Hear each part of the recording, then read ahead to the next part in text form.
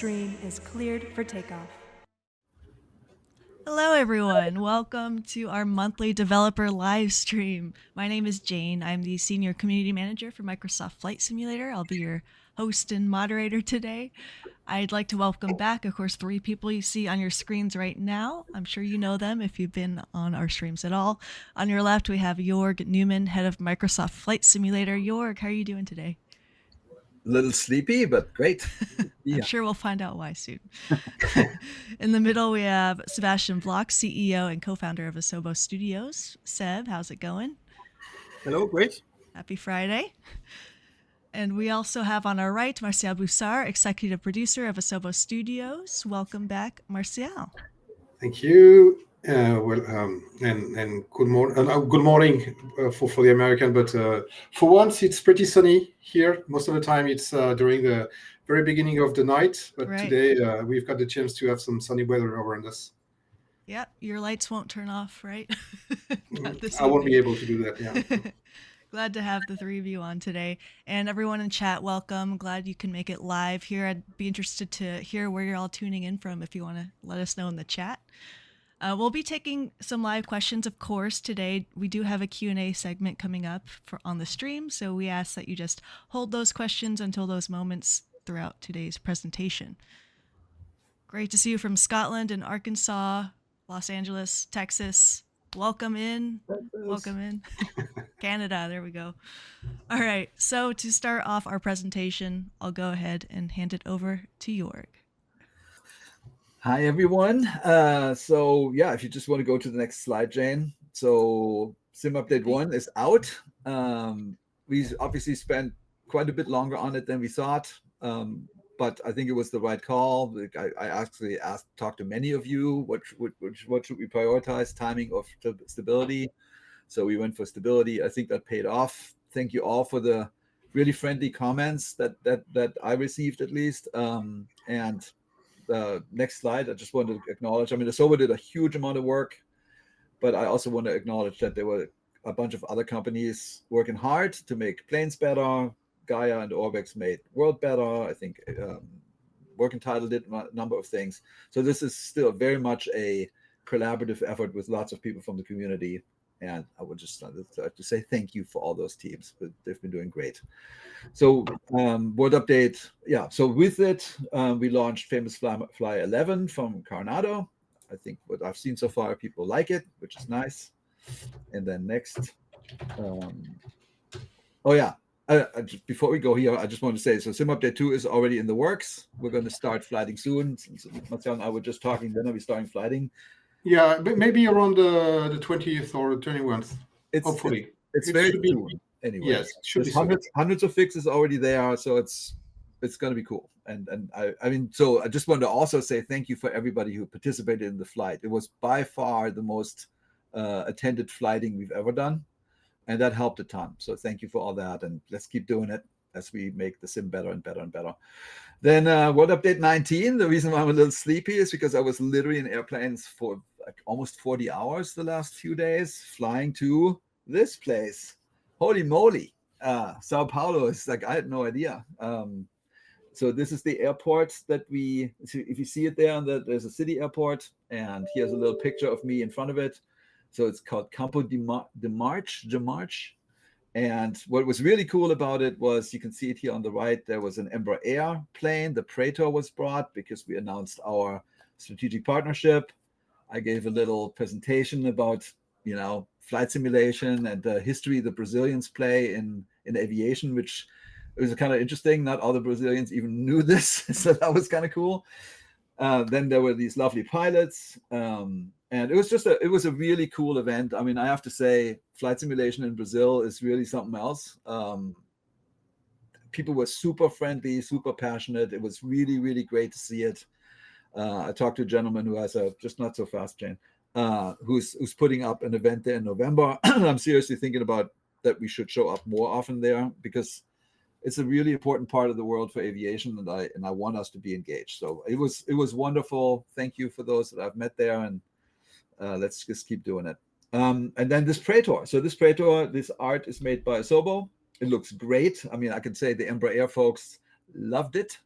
And so Embraer, just to go back to that relationship, right? It took us almost 5-6 years to get this really going. And one of the main reasons is that they are super precision oriented as a company. So they don't get themselves into stuff lightly. And only when we talk to them a lot about what our intentions are, with this is an expert series plane that is coming out late this year, were they comfortable? Because we said we're going to get their fly-by-wire system just right, and the plane would be as good as they think it needs to be, and they will give us help from their test pilots. So I'm really excited about this. This is the beginning of a long-term relationship with Embraer. It's obviously one of the biggest manufacturers in the world. They have a bunch of cool planes. So the Praetor 600 will not be the only one. It's just the first one, and it's coming later this year. All right. Are you ready to share from chat? Are you ready to share what developer is making that plane? So I'll say it. So we just had a meeting on this morning. So basically, the Asobo is really excited about this plane, and Working Title is really excited about this plane. And Working Title obviously did fly-by-wire work already, and avionics is their forte. Asobo has also passion for this, so it might be a collaboration. And we just talked about who is the lead. So, but it's those two. I think those two groups will work together, and it's gonna be great. Exactly. Exciting. All right, keep going. Here's Jayne. Oh yeah, then I'll say it one more time because they tried to train me up. It's called Palestina. That's right, because Portuguese is hard. So that's the second make good plane for y'all. Hopefully you like it. It's done by I&I Builds. And what was cool, there's another slide. And they loved it. Like, sometimes we do these local legends and, we do research. And this one, they were so excited. There were a bunch of people at the event that said, I trained on the Palestina. Thank you so much. And Wow. this guy did a 3D print, which was really cool. So, people fully loved it. So it was nice. All right. And then, just last week, we launched the Instant Marketplace. Just wanted to acknowledge this and maybe just explain a little bit.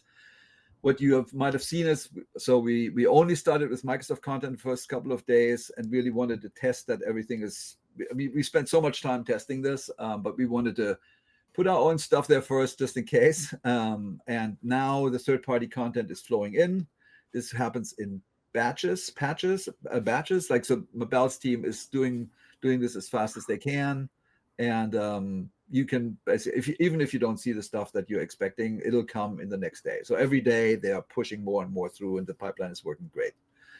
And then this, I wanted to say, so this is, you can see the first third-party planes are coming in, and also other third-party content. This one, you could say, nice, Jorg, is a little late. But remember when we launched 2020, and there was actually the sentiment in the community that says, hey, I didn't want to buy the Premium Deluxe Edition. I really just wanted the 787. And we couldn't, and there were lots of reasons why we didn't release them separately, but we just did. So you can now get these planes separately, which I think is cool.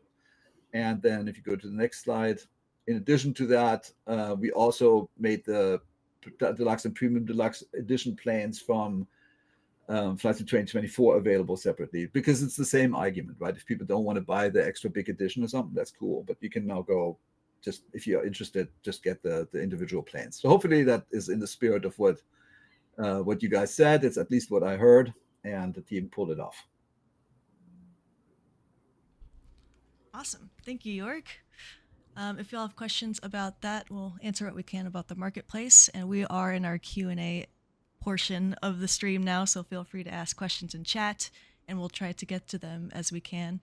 But our first question we have here for a general section is, for those of us who are still using MSFS 2020, while we understand development resources and priorities are currently allocated to pushing through as many 2024 fixes as possible, is there any indication when work will resume on some of the outstanding bugs in 2020? Some of these 2020 bugs have more historical votes than many of the 2024 bugs that are actively being worked on. Yeah, I'll take that one. I mean, I think the thank you for understanding, because there's a lot of understanding even in the how this is phrased. So right now we feel very, very obligated to make sure that the 2024 experience is great. And so we have the mental model is sim update 1, 2, 3, and 4. is 100% dedicated on improvements, getting feedback, addressing bugs that people point out, etc., etc., etc. At the same time, there is a sim update 16 in development of sorts. I mean, Martial, maybe I'll throw this over to you. You can speak to it just a little bit. Well, yes, the sim update 16 does different things. The first thing is we should bring the new GTK there, and it's especially this is especially good for Xbox and Xbox S because it embeds that new features that is saving a lot of memory. So that should help stability on Xbox Series S. And so I don't know if we can speak about the IRs we want to update. This is still work in progress here. We would love to unify the new IRs that we've got on 2024 to 2020, but it comes with some shifting issues. So this has been partially fixed on 2024, and we have to do some work on 2020 to make sure that we are keeping a good experience with the new IRs. These are the two major features I'm thinking about right now. Yeah, and I would say so after I saw the question, I said fair enough, and I made a page for the feedback snapshot that's 2020 only issues, and we'll probably start publishing this either next week or the week after, because I think the question is fine. Look, we're in it for the long run here, right? That's what we always say. We are currently at a little bit of a we need to do what we need to do for 2024, and then we will go back and make sure that what we can do in 2020 we will do. Right. All right. Thank you. All right. Question from the marketplace. Can you talk about the new in-game currency Simverse coins? How do they work? Oh boy, I'm not the best guy to speak to this. I mean, Martial, do you know much? Well, so it has always been like a decisions if we should come with virtual coins or not. In flight in the 2020, we had a system of virtual coins, but it was not shown. It was like virtual. So we've decided to be more clear on 2024, and so you can then buy a plan using actual currency or using virtual coins. Everybody is free to do his own decision.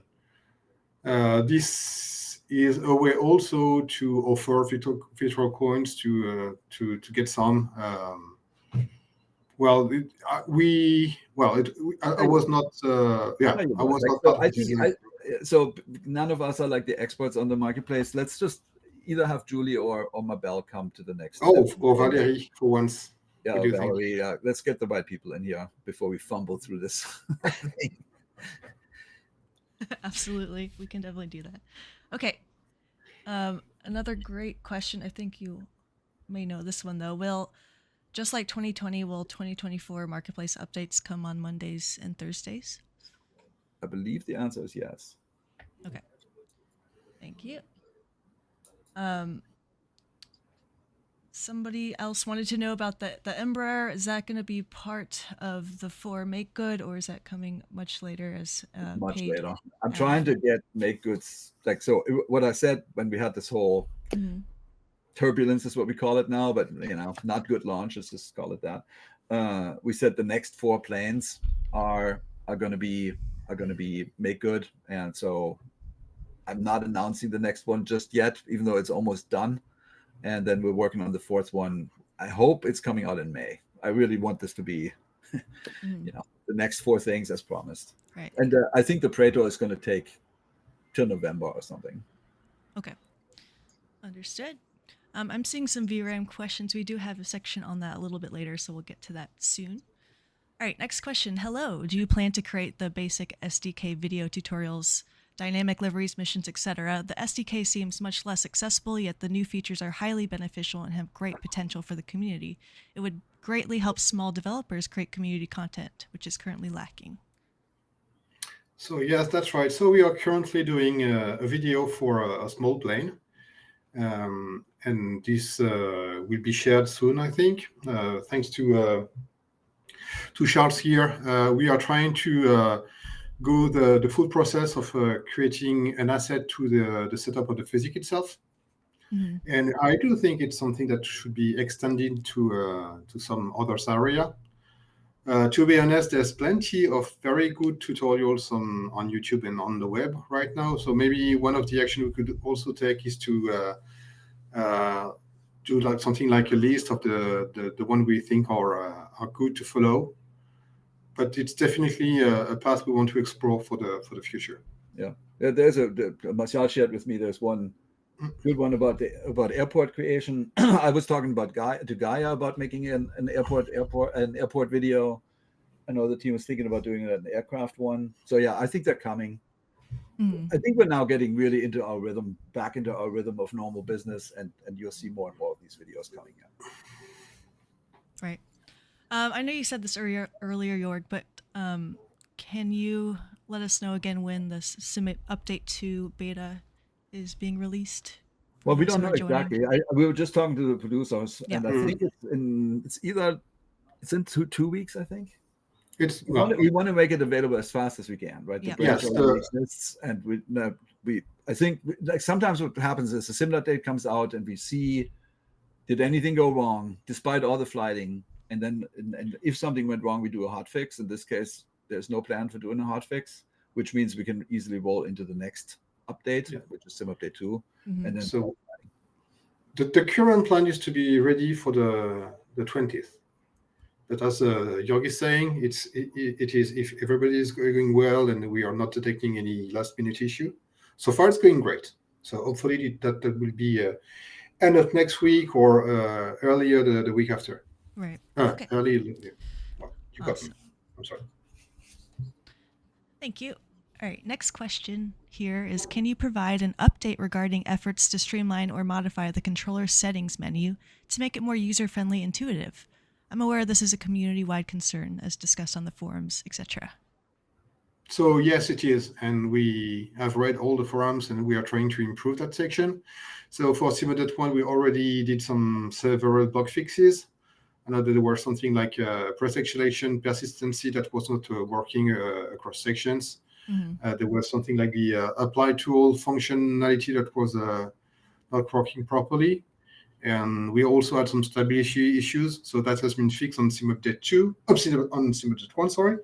For Sim Update 2, we have already started to focus on what we call the quality of life of this section. So we already improved some usability, especially for the import and export sections. So we will publish a list of improvements. So we already have a long list of improvements that we want to bring. Sometimes it means a lot of work, so I don't know if it will be ready for Sim Update 2. I know that we've got a long list of things that has been done yet, but we will work to improve that. And while we were talking about videos, I do think the videos for tutorials and doing the setup of input would be something that people will appreciate also. Absolutely, yeah. Thank you, Martial. From chat here, with the release. Yeah, go ahead. I'm thinking about that. We will also add a help page in the software. Okay. To help people figuring out how it works. That's great. All right, next question from chat. With the release of AMD FSR 4 recently, is this something you will implement in 2024 or even 2020? Yeah, I'll take that. So we investigated. No, are you on the one you just showed, or is it a different one? This is just a chat question about AMD FSR 4. Oh no, that's Martial. Sorry. It's okay. That's Lionel that is working on that. I don't have the latest status, to be honest. Yeah. Okay. I can't give false promises here. Okay. Well, I can take the one which you're showing right now. Yes, this one is Xbox users have the ability to adjust density of flora, fauna, and various traffic options. Those options not in 2024. Why were they removed, and are there plans to add them back? What happened is that we cleaned up the options menu and they were moved to the graphics menu. And on the graphics menu on the Xbox, there's just less options. And so it was not really a deliberate, it was more an accident than anything else. And so what we plan to do right now is to add, basically the graphics menu will be allowing to set the the detail, while we will add another option, I think, as it used to be, to just switch them on and off. At least be able to remove them, but in a different menu, because the graphics menu on Xbox is a different menu than on PC. Yeah. Okay. Are you seeing this Understood. then? Did we answer the FSR4 question? I think the answer is we No. need to ask the right Yeah, right person. I'm very sorry. Right. I don't have the latest status for FSR and the LSS4. Mhm. All right, another chat question. Are there plans now that we have the Brazil World I can update? ask. Maybe Jan is here. Okay, if he is, that's great. Are there plans for the rest of South America, such as Colombia, Venezuela, Ecuador, for example? Great question. So basically, so it took that long to get Brazil done because, frankly, I had to convince Vexel to fly one of their $1 million cameras down to South America, and because they've never operated there. And I got an email from the head of that company just last week or something. He said, "Hey, we're now making a program in Brazil, which means they're going to scan more Brazilian cities. Yay!"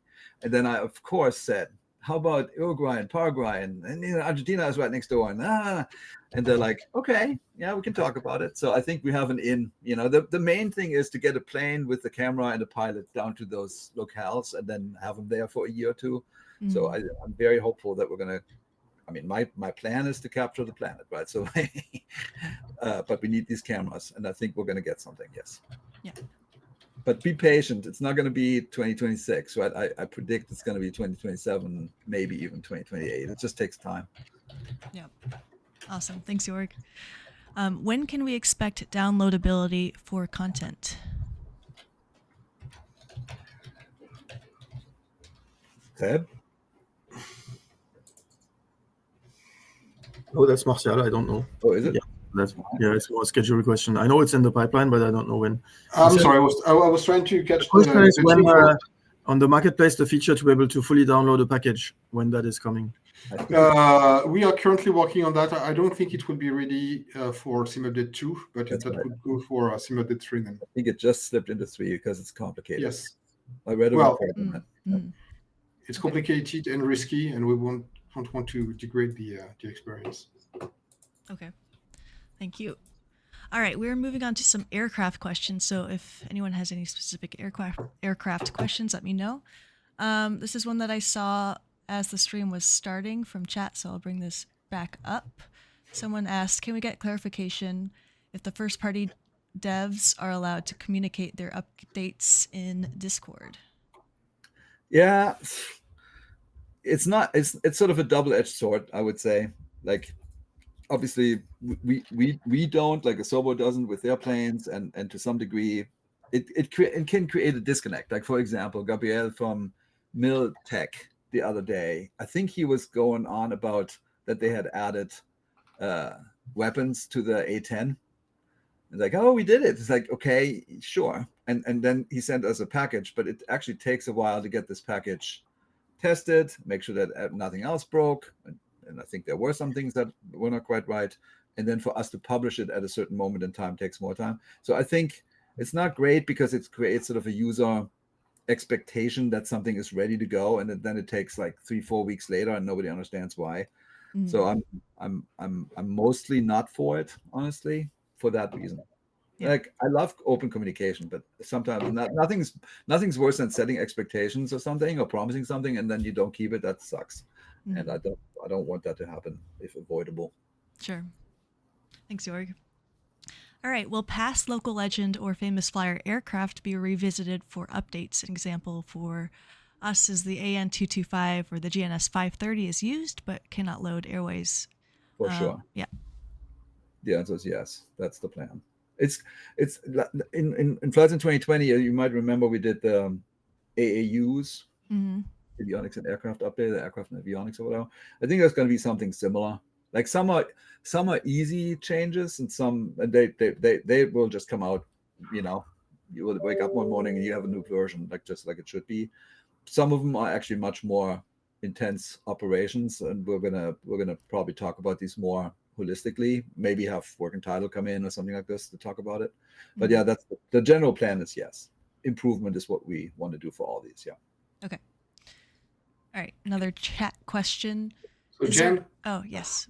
yes, sorry, very sorry. I've got the answer for DLSS4. So Okay. it would be included in Sim Update 2, Okay. as would be the FSR 3.1. 3.1. Okay. Great. Thank you for that answer. You're welcome. Okay.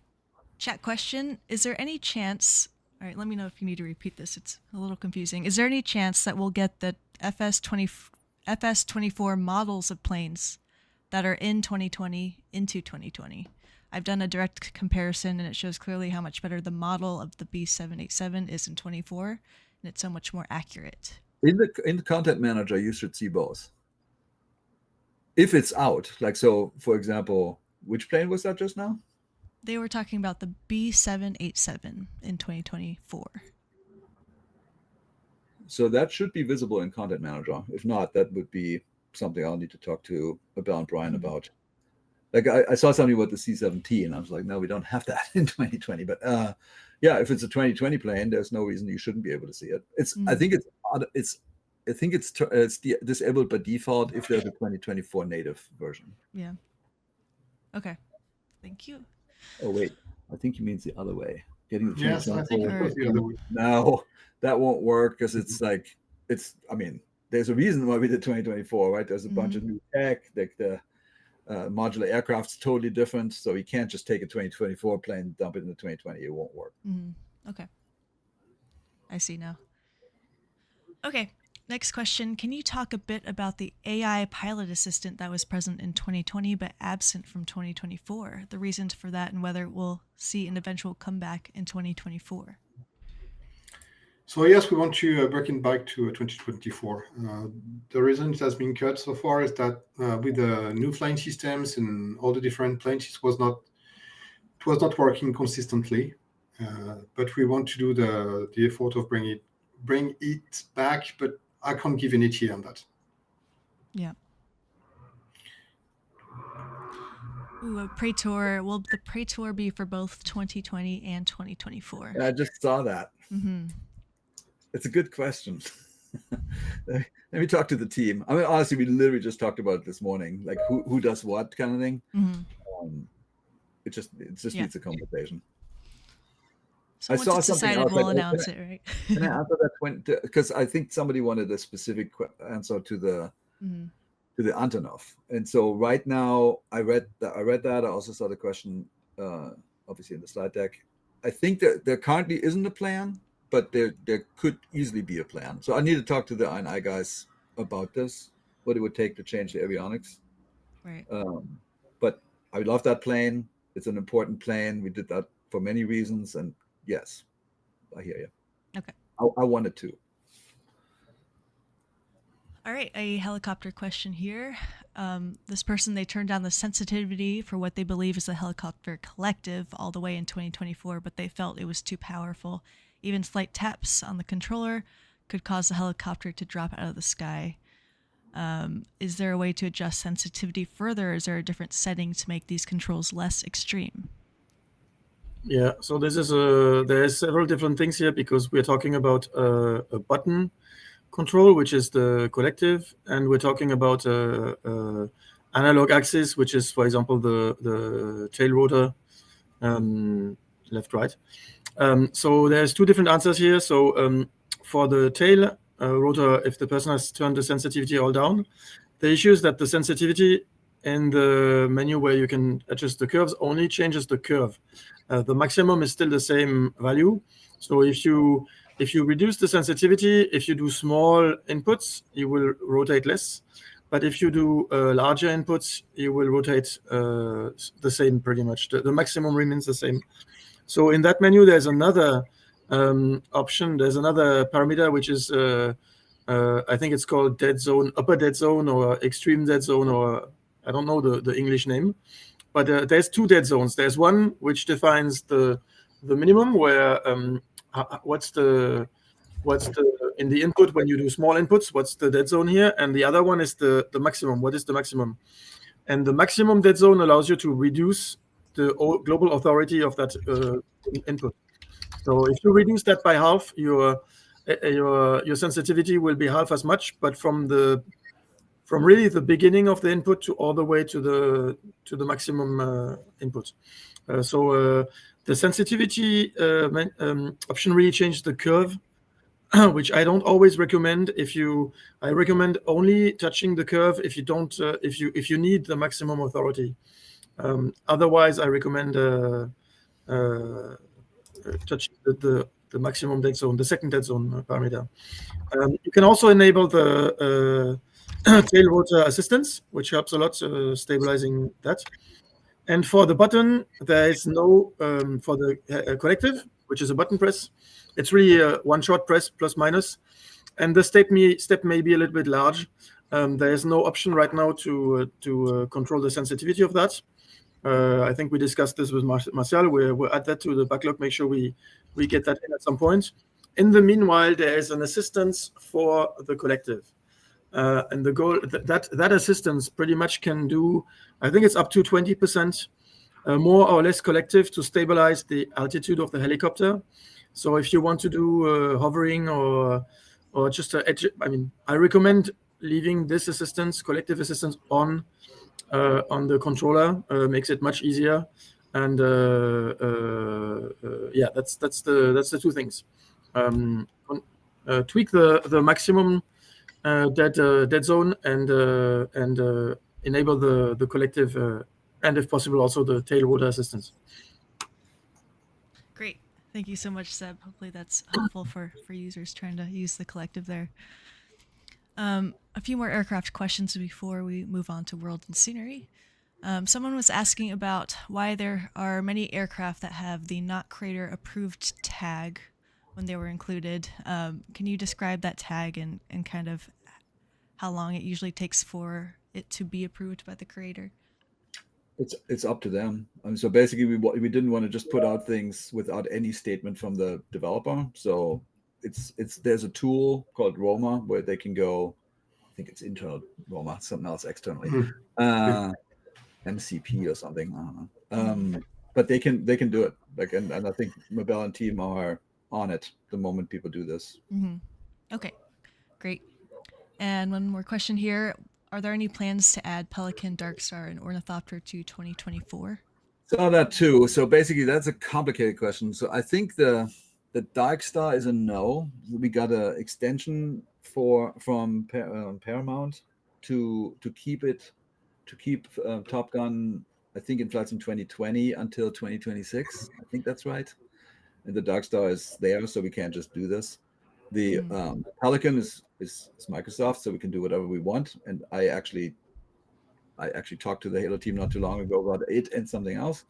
And then the Ornithopter, I believe we have the rights to have the Ornithopter in 2024 until the end of this calendar year. Okay. So we could do it. It's just a certain amount of work. But yeah, it's a good question. I wrote it down. Okay, great. Will we see licensed real-world liveries on default AI aircraft over time? For sure. There's a team at Asobo. His name is Ben, who does manage this whole process. So what we do at Microsoft side, we license as many liveries as we possibly can get. So there's a whole licensing team that does this, and then we have something. Then we send it over to both Asobo and first-party developers that might have these planes. Like for example, iBuilds has to paint quite a bit, like when we sign Korean Air or something. Sure, we need to do the work on both passive planes and flyable planes. But yeah, my goal is to keep going on this. I think we're at 33% of the large airlines in the world now, and we're going to keep pushing on this. Mm-hmm. Okay. Yeah, it'll just keep updating. There's a couple that I can't talk about. We've signed some really big deal ones, which is cool, and we should be able to talk about it like in a month. Nice. Okay. All right, moving on to some world and scenery questions. First question, Sim Update 1 did not provide much reprieve from the poor LOD blurry textures and Minecraft-like objects for Xbox X. Sim Update 2 is noted to improve this. What was the delay, and will this finally be handled? So Marcel, you want me to take this? Well, please. Yeah, so Lionel sent us a big email, which a lot of detail. So in Sim Update 1, there was 4 or 5 fixes on blurry aerial textures. There was also one thing which got degraded, which is but only on 2020 airports by compatibility. So that made textures a little bit more blurry. So that specific issue is fixed on SimUpdate 2. And on top of that, just to remind that on 2024 packages, the LOD system has been changed, and it only affects 2024 packages, not 2020 packages.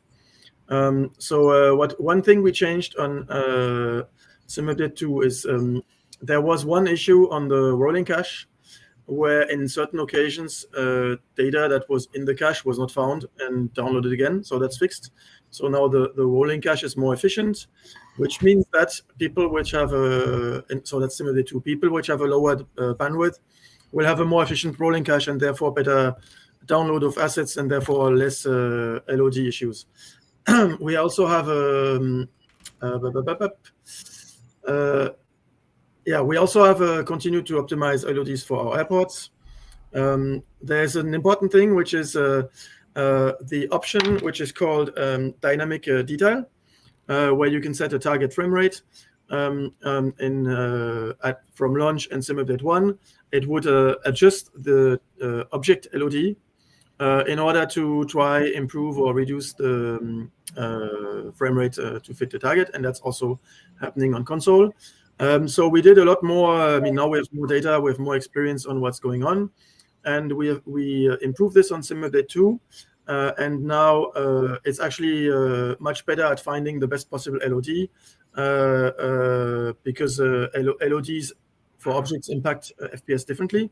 So I think people should see a better LOD based on performance, automatic performance. On PC, people can always turn this off if they don't want automatic adjustment of LODs. Another thing on Xbox, so this is Xbox specific. On Xbox, we have limited memory, and it can happen that there's not enough memory because the scenery where users are is very heavy, or add-ons or whatever. And in that case, the system dynamically reduces detail of stuff.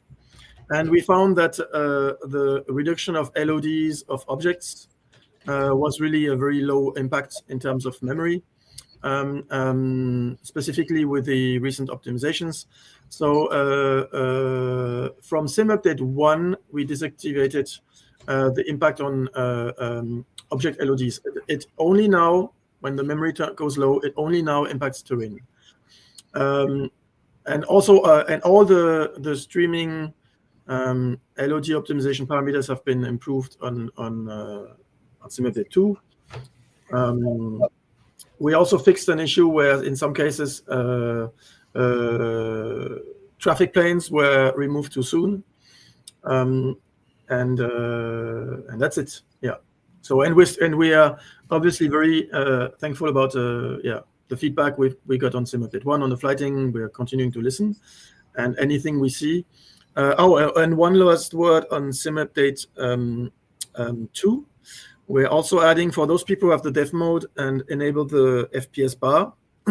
So there's one display which got changed, which is called download speed or something, which really shows you how much bandwidth we're currently using. That should be lower with the rolling cache fix. And we also now added some data on how many terrain requests are still not completed, and how many terrain requests have failed. And so for those users who still have issues, maybe because of where they are or something wrong with the internet, I read very often, hey, I have a 1 gigabit internet and I still have a blurry terrain, or sometimes you read these things.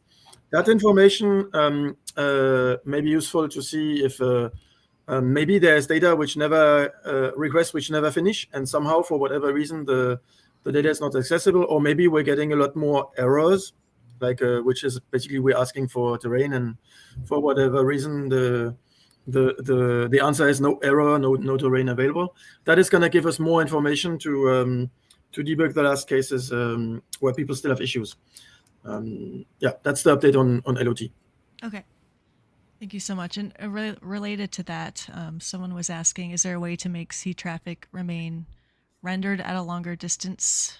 They said it disappears around 1.5k feet or so, and they're interested in seeing it further out. There's a setup on PC on Xbox. I'm not 100% sure of it. Yeah. Well, Yeah. I mean, I know a little bit about this because I worked on these things with Gaia, You and do. there are some performance issues we're currently. So what Gaia is currently focusing on is airport performance, and they're diligently going through every single airport of the 162. So it's quite a bit. And then right after that, we're going to have to look at the ships again. Right, there was an optimization pass done, obviously for launch, but there's more work to be done. I think we also discovered some more stuff. So there's work coming, but it's I would say it's probably in April-May timeframe. And then once they're more performant, it's obviously much easier to put up the rendering distance further. Yeah. Okay. Maybe you know this, Jorg. Do you have information on how the H.225 is doing with updates? Yeah. I saw all the questions there. Like, so I'm a little bit. I don't want to say too much, but there has been an insufficient communication, I would say. I tried to reach that team a few times, and we somehow don't ever connect. And our test department has listed all the bugs that the aircraft has, and it's been disappointing, I would say. Look, in the end of the day, I'm so excited about that aircraft because it's awesome, right? I mean, that's an awesome helicopter, and we will do what is needed to make it great. Right now, it has bugs, and it's frustrating me too. And we'll do the right thing. Yeah. But okay. I'm with you. There's a reason why it's not a payware version, because we are not proud of what it is right now. So that needs to be addressed. And time is it's been 4 months. Like, it's time. Yeah. Okay. Thank you, Jorg. All right. The feedback tracker shows 2024 airport helicopter issue tracker with an in-progress Sim Update 2 status. Can you provide details on your approach to tackling the growing list of issues being reported? Will this be a comprehensive fix addressing the bulk of common issues, or are these being addressed one by one? It's a split answer, actually. Sorry? It's a split answer because there's 2 teams working on it. So, but you go first. Yeah. Well, because we've got several issues on airports. So there are some systemic things that we have fixed. I'm thinking about things like buildings or trees that were created on tracks, for instance. So we did new filters in order getting rid of these issues. And after that, it's more or less a case-by-case situation here. So we are collecting all the information and feedbacks, and also to update, to create and delete some airports depending of the database we are getting. Well, as you may know, airports are moving a lot. There's new buildings, new tracks. The fields have been removed, and so this is a bit live. So it's going to be an ongoing process all the time. Mm-hmm. And we also have some other creations. Jorg, maybe you want to talk about that? Well, so I mean, basically the way it works is generic airports are managed by Asobo, and on the ground helipads are managed by Asobo, and bespoke airports and helipads on buildings are managed by Gaia. So what happens is every time you write something in that update, we look at it, both our test team, the Gaia team, and the Asobo team, and we're extracting the information, and then it goes into the right spot. So is there going to be some magic moment? No. I mean, I can tell you, Gaia, I would say per week they send us about 10 airports with fixes, and they're tackling the biggest ones first, because that's where the most traffic is. And then we roll them out, and we just did a few with Sim Update 1. There's going to be a whole bunch with Sim Update 2, and we think we're going to be through it all in Sim Update 3.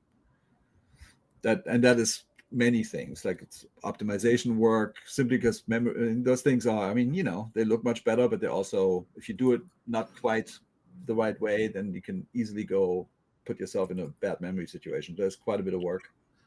Yeah. But they're super useful. I want to say that too, like, because with 40,000 airports and tens of thousands of helipads and stuff, we can't really see them all. Like, we have 100 testers. They certainly work hard, but it really is helpful. It's like flighting helpful when you write down an issue that you find. All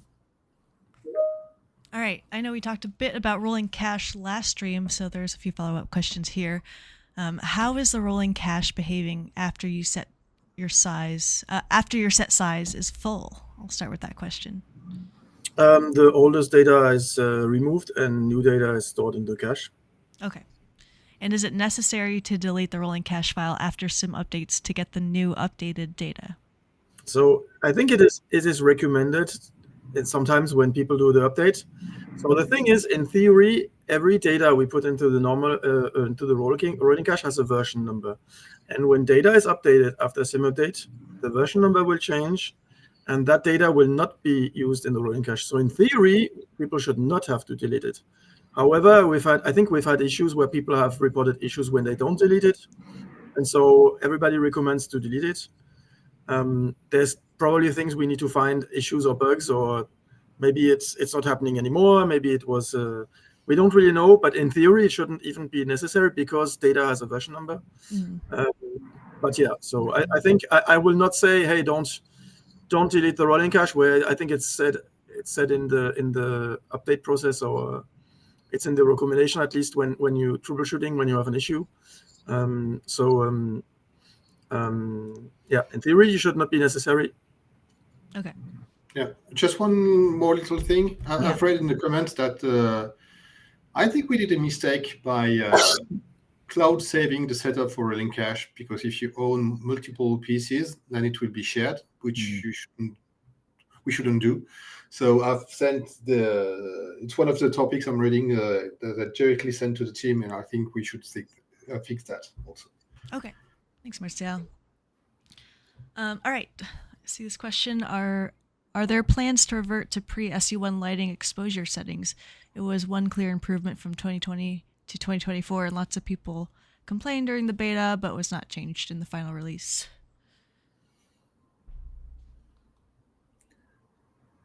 I'm honestly not aware of it. Seb, do you know? Seb?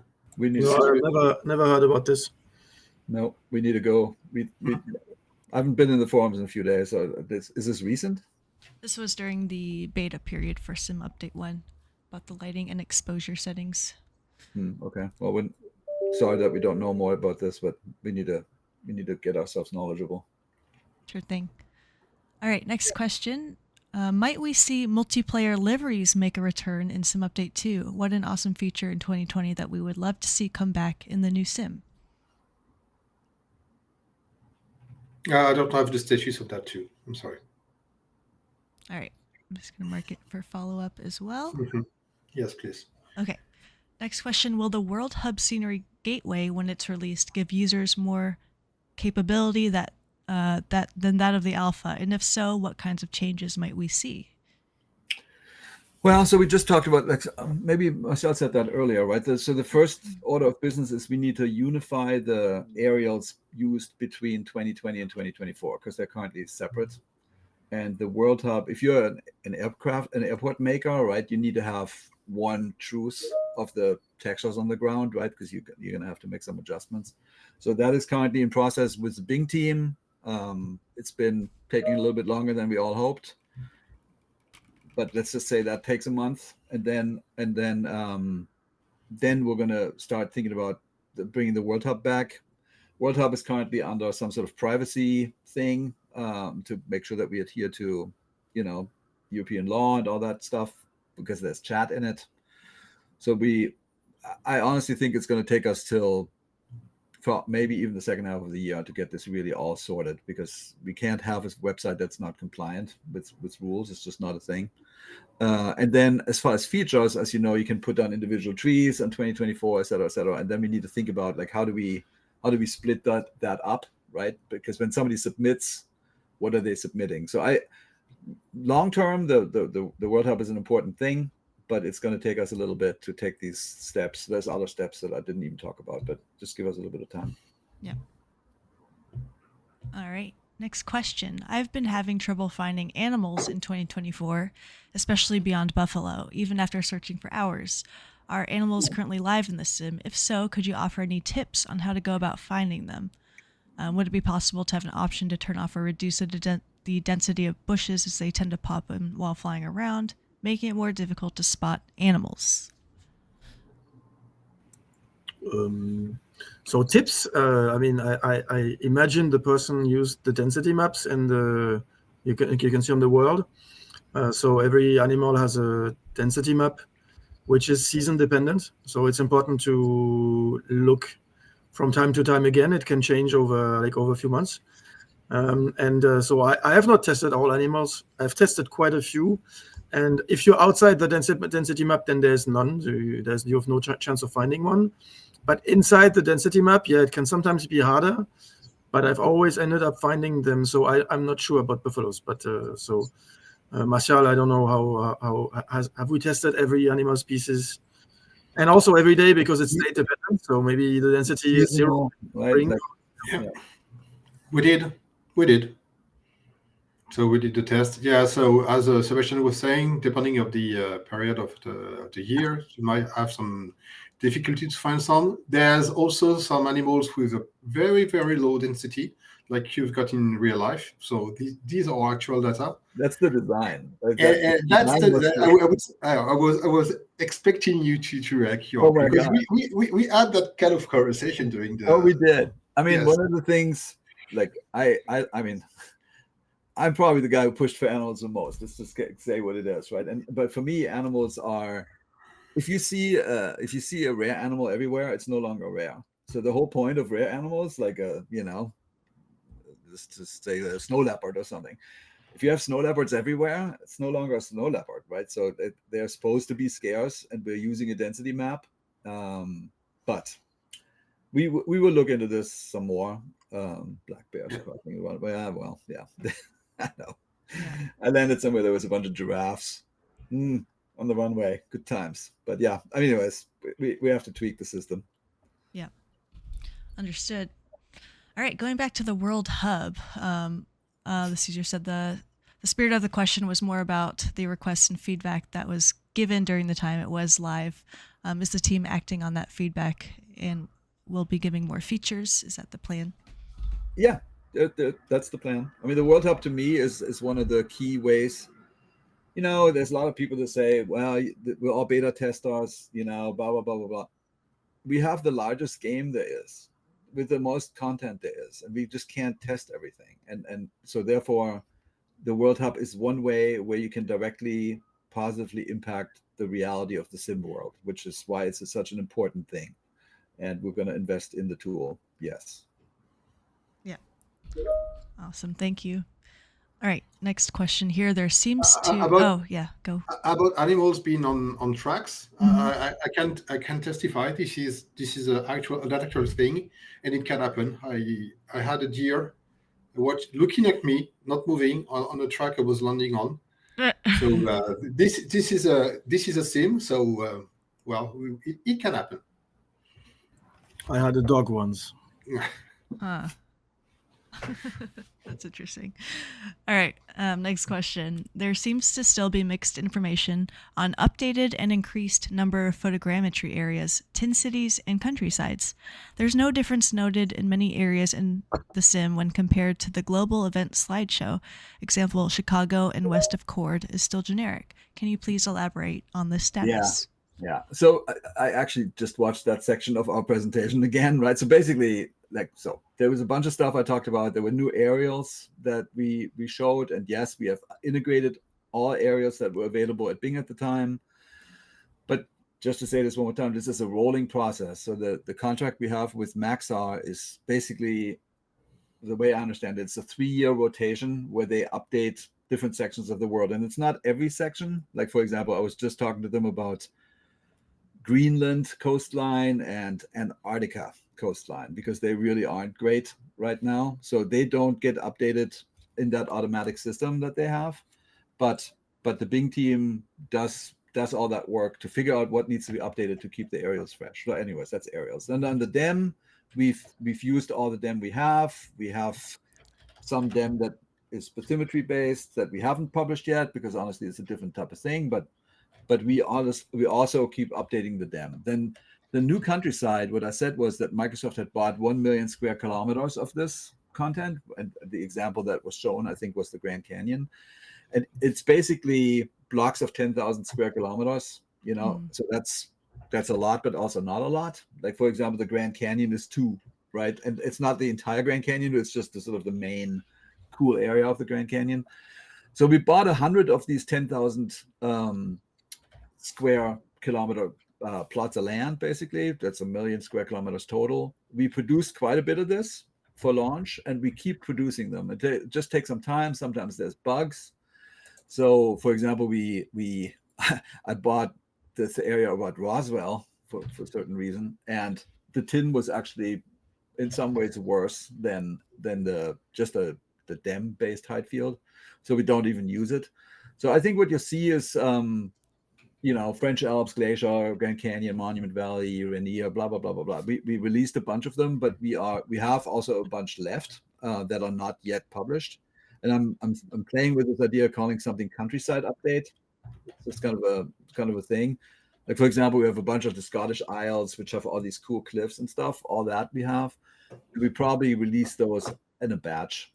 Same with U.S. national parks. There's something like this. So I think the good news is that Vexcel buys into this data concept, right? This was, I think I explained it even at the Global Preview event. They threw that data away, right? It was never really used for anything. So that meant that it wasn't a high priority for them. Now it is. It's at least a higher priority. So that means we're going to get more. Here's the map. I mean, just to say what that really is. This was me drawing some boxes based on things that we had bought. It's not all the boxes, by the way. So this is by no means precise. This is as precise as Jorg could do it in a PowerPoint slide. But you can see we have a bunch of cool data in Japan. We have some cool data on the east coast of Australia, New Zealand, lots of stuff in Europe that is currently being worked on, and then the United States. Some of them are published, some of them not yet, but they're all coming. That's the whole point I try to make is in 2024 we have the ability to render these completely different new data sets, which is Countryside Tin. And that's just like Tin Cities. It's a rolling process of getting new data in. Asobo has to do some work. Actually, they do tree flattening on this. That is important. And sometimes we get gaps, so it's not really worth publishing it yet. But in the end of the day, my expectation is we'll have at least 100, and we're buying new ones. So over time, we're going to get more. Yeah. So it's 1 million square kilometers or more. Perfect. Yep. Thank you for the visual as well, Jorg. All right, we got some career questions to answer. What improvements to career mode will we see in Sim Update 2? Will heavy cargo missions become available?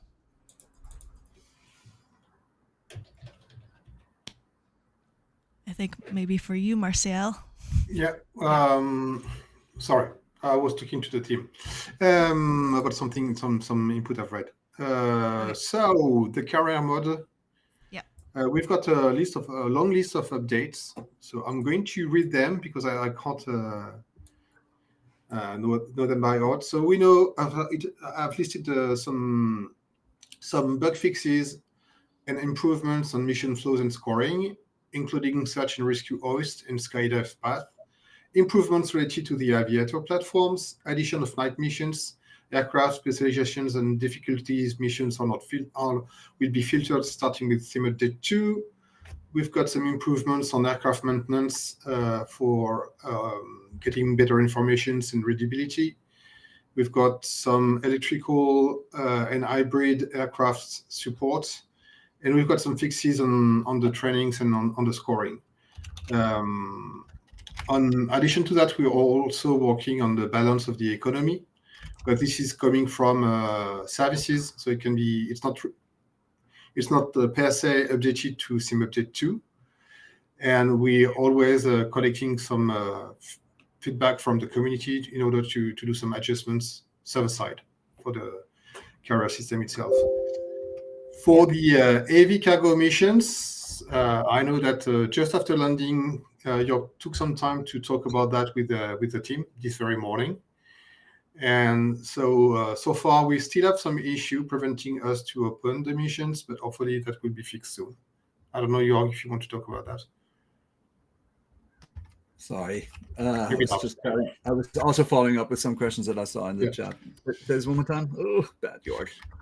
No, I was talking about this heavy cargo missions that are not. Oh yeah, so this is all Beluga. We just had a meeting this morning. Honestly, there is something about the tiller, right? So that needs to be affected. So there's an active conversation with Iron iBuilds about this, but because we all want it.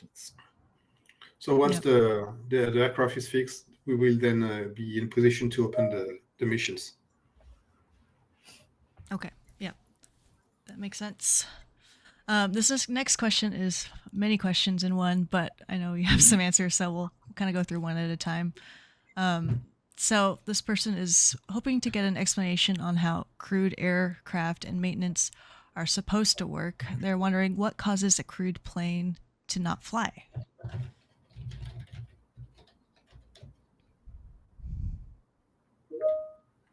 I think this is a you thing. I'm sorry, I didn't get it.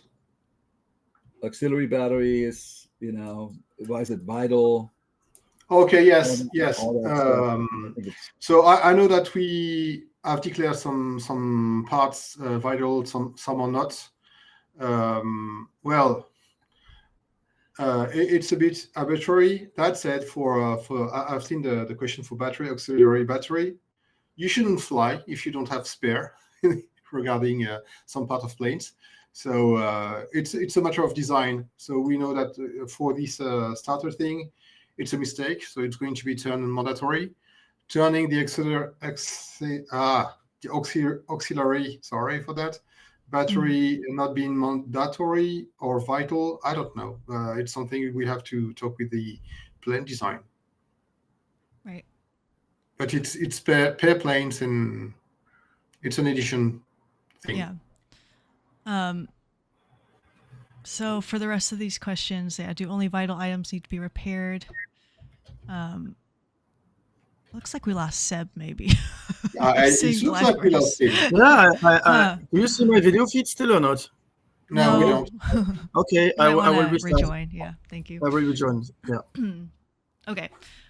So that maintenance update checkbox, it shows last 16 hours when you paid for the checkup about 3 hours ago. What does that mean, and is that a bug in the sim?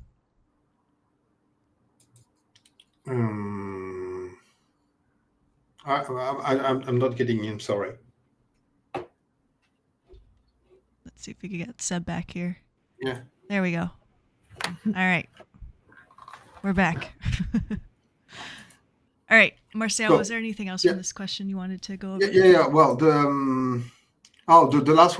I'm sorry. While Seb was connected again, I had some scratches in the sound. It was barely.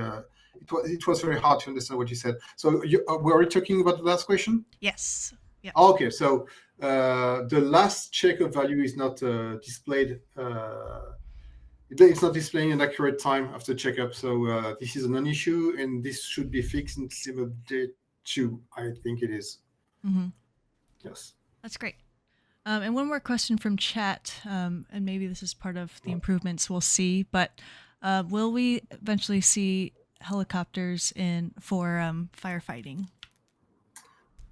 That is an extension to the career system that we talked about. That has something to do with the detection of bodies of water, like swimming pools and smaller lakes and such. Yeah.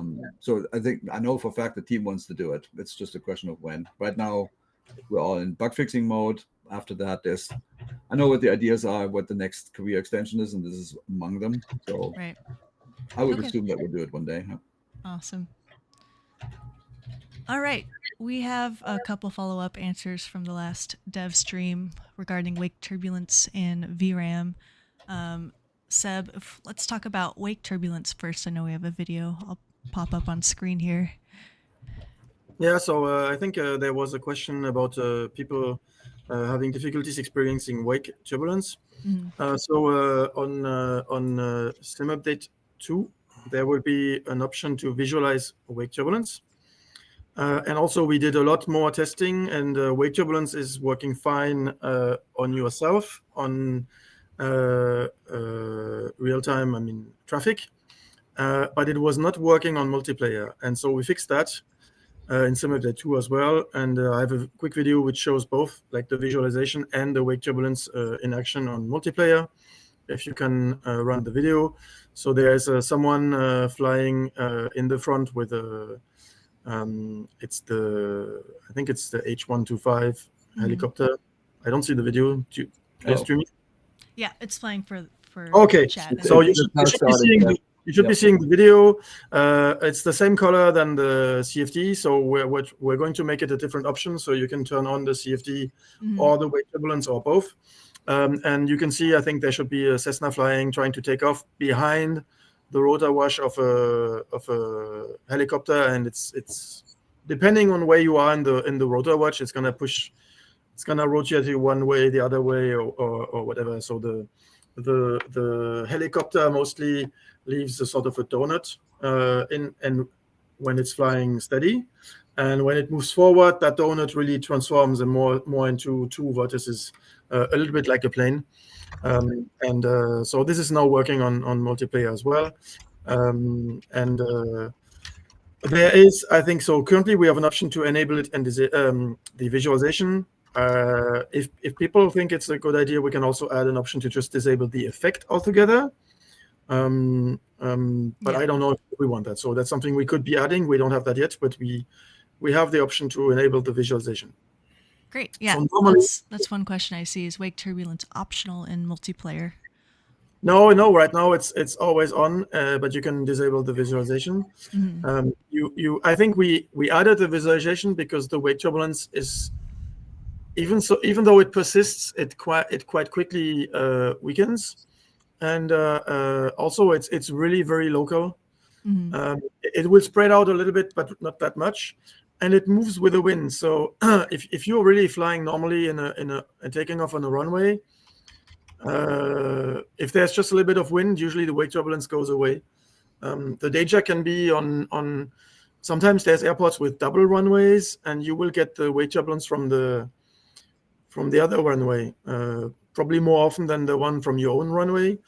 And in order to experience this in the air, it must be, I only experienced it once. You must be really lucky, right? And so maybe if you do formation flying a bit more. But yeah, if there's a need to make an option to turn it off, we can do that, obviously. And maybe also, maybe some plane makers wanted to not have wake turbulence, just like for the CFD on the aircraft. That's something we could also think at. Okay. One question here. Will wake turbulence work with injected multiplayer models like VATSIM? I think it does every aircraft now. The only issue was that aircraft could be of certain types, and in multiplayer, not every data is replicated. So, for example, we did not have the weight of the multiplayer aircraft, and it was 0, and 0 weight is just creating 0 energy, no wake turbulence, and there was nothing. Yeah. But now in Simulator 2, everything that's flying is going to have wake turbulence. So whether it's injected or if it's there, it should do wake turbulence. Yeah, and the feedback from chat here is, yes, please let us turn it off. One kid with the 747 could ruin a country group flight. True. Yeah. Okay. Awesome. Thank you so much for that update. And for the other follow-up, you have information, I think, on VRAM.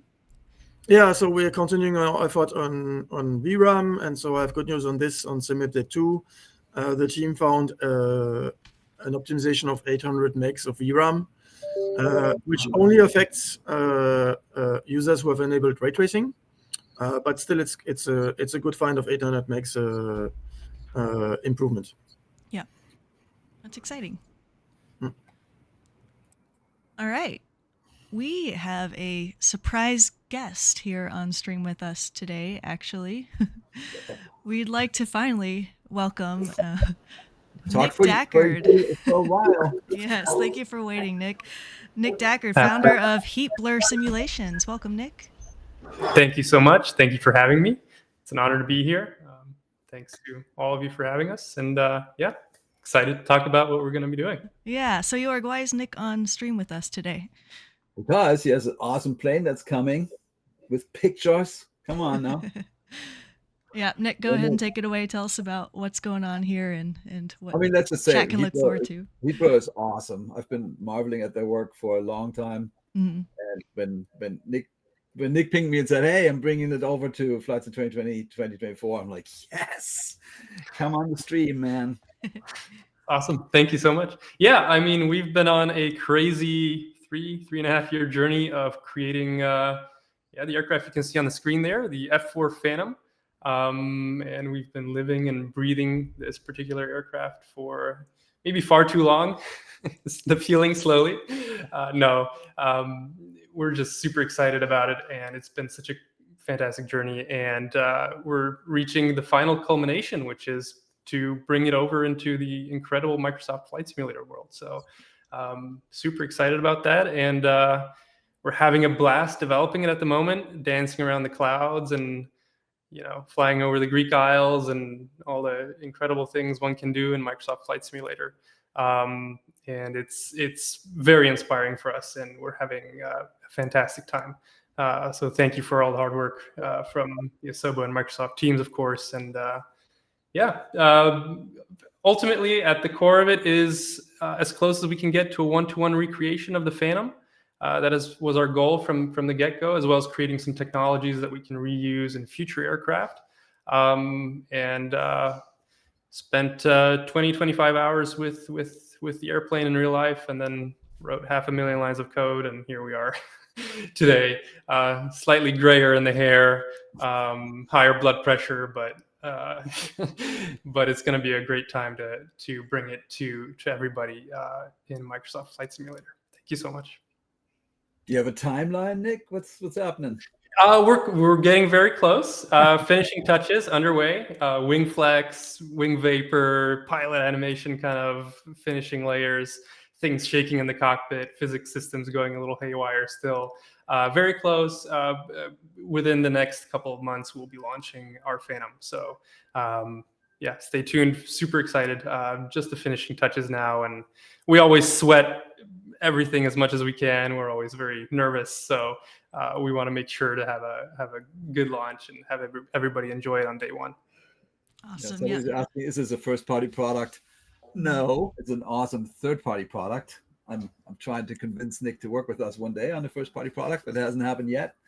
But yes, this is the first step, but it's a great one. Yep. Lots of comments in chat saying the screenshots look insanely real, so lots of hype for this. Really exciting. One question I saw was, why did you pick the Phantom as the first to bring over? Well, we've of course done the collaboration with Dino at IFE for the Tomcat, and then when we decided to do the Phantom, we had it as an intention to, of course, bring that over as well, and so just like a natural progression for us. And I mean, again, it's really inspiring to be able to create things for Microsoft Flight Simulator. It's really on the cutting edge of technology and artistry and gaming, and that just really drives us to want to, of course, bring anything we can to this fantastic simulator. Mm-hmm. Awesome. Well, we're glad you could join us to introduce this aircraft today, Nick. Thank you so much. Thank you very much. Thank you so much for having me. Looking forward to it. Coming. Super excited about the plan, man. It's great. Thank you so much. All right, Jorg, I know you'd like to talk about City Update 10. Well, somebody was saying city updates. I'm not sure he was joking or not, but city updates, baby. So this we're gonna do those, right? And there are some cities that I really wanted to get out that just got finished editing and whatnot. So if you just walk through it, some that we've been waiting for, I've been waiting for, and I've heard from you, I'm waiting for. So finally, Dallas, yay! And its little counterpart. Next slide, Fort Worth. Oops. Yes. Yeah. So they're coming. Then Denver next, and our first sniff. Remember when I said we have the flyer in Hawaii? Yeah. We finally finished Honolulu, so it's quick. I had this idea of like, let's do all of Hawaii. Yeah, okay. Takes too long. Let's get Honolulu out. At least we have something, and then we have a new version of San Francisco, and all that it's planned for April. Nice. Looking forward to that. And speaking of, here's the roadmap. Huh? I've seen San Francisco, Colorado. I'm not from America, but it sounds weird. In the previous screen. I'm sorry. San Francisco, Colorado. It's like it's from the wrong side. It's like I'm all stressed out. Look at it. Oops. The Golden Gate Bridge is over there to the right, just in case. San Francisco, yes. Anyway, so here's our roadmap, as you know. So we are World Update 19 is out. City Update 10 we just talked about. 2 of the Make Good planes are out. Local Legend Cap 4, Famous Flyer 185F, and then the Sim Update. I put some dates here. Sim Update 2 is planned for end of April. That comes with another Famous Flyer, and then in May comes a Local Legend, which tells you that there's something else coming in the World Update side in May. So we are well on our way to make lots of things that are cool this year. Fantastic. Well, that brings us really nicely to the end of our stream. We wanted to end on time. For those who don't know, we have our Fly-In Friday stream planned in just 3 minutes right after. We're getting cut off, people. Yeah. So once I go offline, CDL will be taking over and going online. And we are doing a fantastic flight, of course, along the Amazon River today. Definitely should join us if you'd like. It's open to anyone in 2020 or 2024 that wants to fly along. But great Dev Q&A stream. Jorg, Seb, and Martial, thank you so much for joining, as well as to Nick as well from Heatblur. Jen, if I may? Yes, go ahead. I was wrong when I was talking about the super heavy and heavy. I said something wrong. The issue we've got with the heavy missions is with the A330, and for the super heavy, it's the Beluga. But it's the same issue. I just the wrong plane. While we were talking, I just heard from Michael at iBuilds, and they said they're going to send a Beluga over midweek. Okay, but we still need the Airbus to be fixed. Nice. Okay, so we're well on our way to heavy cargo missions. That's great news. All right, so I want to say that the person is not that I should encourage that somebody's copying the same questions all the time, but I saw that PC-12 thing 50 times. So we have a new version of the PC-12 that we're currently testing. So I would say, because somebody said, "Oh, and iBuild's not focusing on our stuff; they're making their own planes." They did a lot of work. If you checked out the SU-1 change list, they did a ton of work for SU-1, and they're also doing a ton of work for SU-2. Just be fair, they do work very hard. Yep. I think they're a great partner. Very true. Yes. Sorry, had to say that. Wanted to add anything else from the three of you before we close out? No, I mean, I would say, look, I'm very happy that Cinema did one went out the way it did. I think we did it right, and that is the pattern that we will do. We will flight things long enough and listen to you, and it was great collaboration with the people that participated. So really, thank you, and I think there's more and more blue sky coming our way. Yep, absolutely. All right, thank you, chat. Join us in just a couple minutes for our Fly-In Friday. We'll see you there. Hope you have a fantastic weekend, and we will see you next month. All right, bye everybody. Bye y'all. Have a nice weekend. Bye.